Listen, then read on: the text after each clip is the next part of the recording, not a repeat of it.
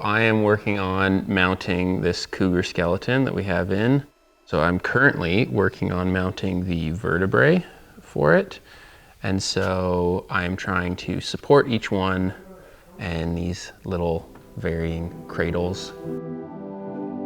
Every bone is different, which means every cradle is going to be different.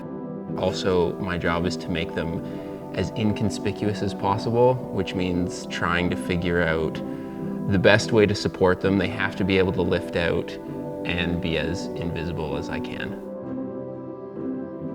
If they ever want to take them out to be able to research them, they can. They can take out individual pieces. We're also not harming the bone at all, so we're not drilling through and just sort of feeding them on like beads, which is pretty common for mounting if it's not an important specimen that you need to preserve.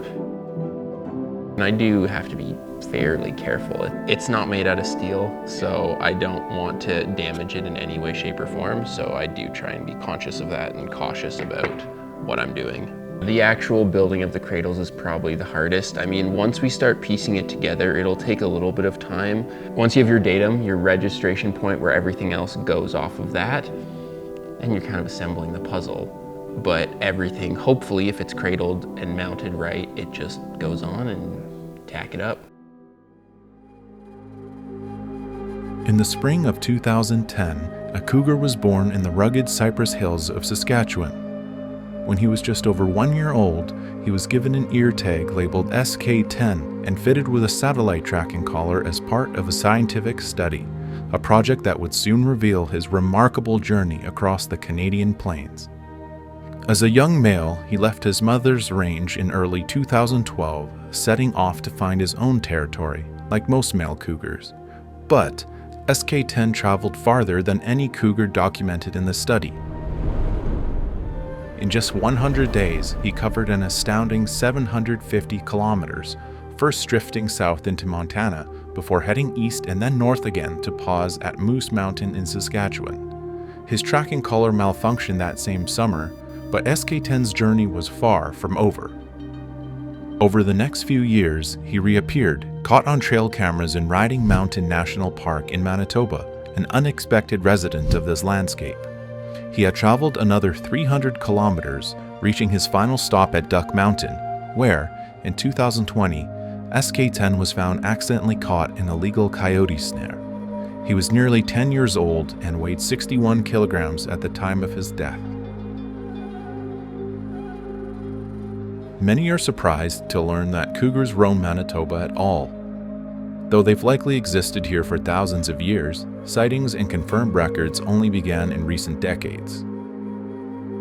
Manitoba's cougars are thought to come from populations in Saskatchewan and even as far south as South Dakota.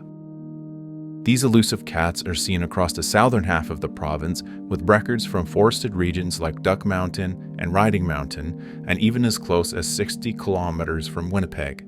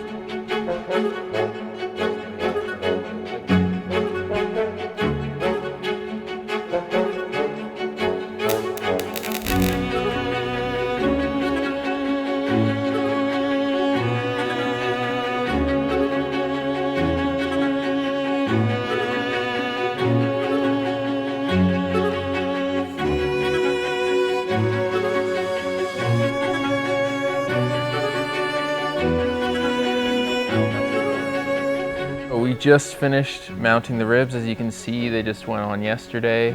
They're on cradle mount just like everything else, so they basically just lift up and then they can sort of slip down and into place.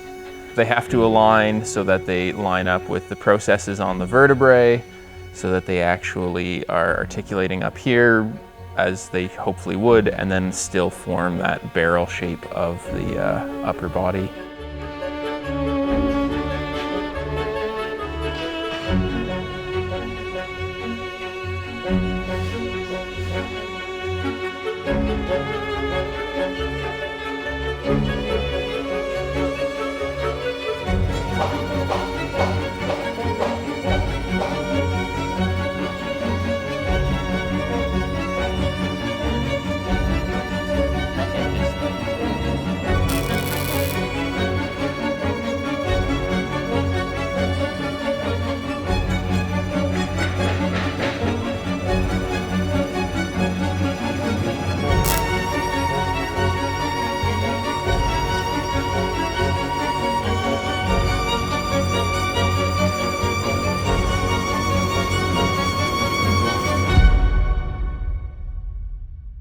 I'm currently working on the front paws. Eddie's working on the back paws, and we're trying to assemble them to articulate them that they can then start to go onto the legs, which is a bit of a puzzle piece because of the complexity of the paws, how many bones there are, like in our wrist, and how closely together they are. We wouldn't be able to cradle them and not have the metal get in the way.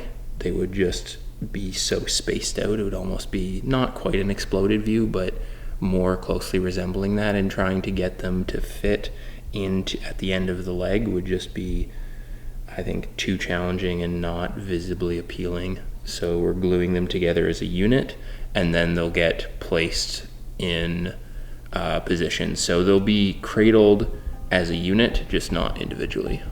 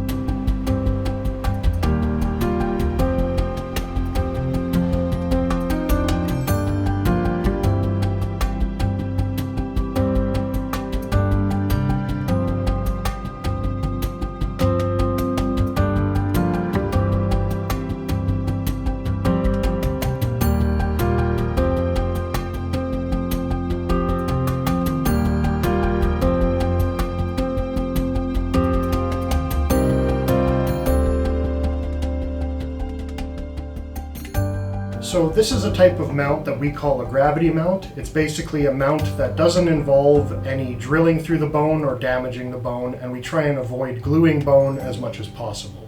So the benefits of this type of skeletal mount is, of course, we don't really give any external damage to the bone. So here we have the paws of a cougar. And one interesting thing I learned while working on these paws is that if you look at the second to last bone, there's a little indentation in it, which I was very confused about the purpose.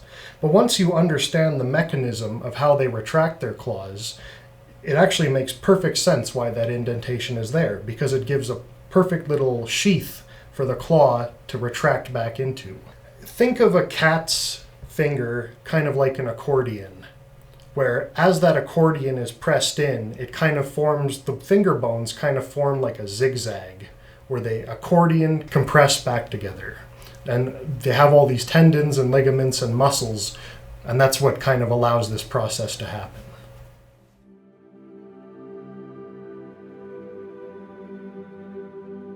Today, SK-10's skeleton stands as an extraordinary record of a cougar's life in Manitoba, with 4.3 kilograms of bone preserved by the Manitoba Museum.